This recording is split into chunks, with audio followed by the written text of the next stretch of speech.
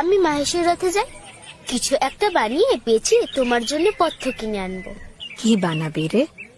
আমি সুস্থ থাকলে কয়েকটা মাটির পুতুল বানিয়ে দিতাম। ভাবছি মালা বানাবো। ঝোপে ঝাড়ে কত ফুল ফুটে থাকে, অনেক লোক আসবে মেলায়, কেউ না কেউ তো কিনবেই।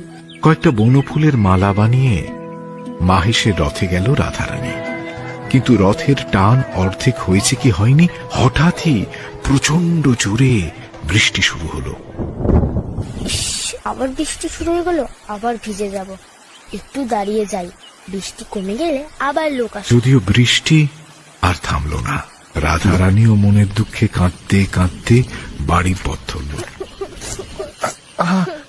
লাগলো বুঝি? কে তুমি? আমি রাধারানী। মালার দাম কত? 4 পয়সা। এই নাও। এ কেমন পয়সা? বড় বড় ঠেকছে তো। ঘরে গিয়ে প্রদীপ জেলে যদি দেখি এটা পয়সা নয়, তখন কিন্তু ফিরিয়ে দেব।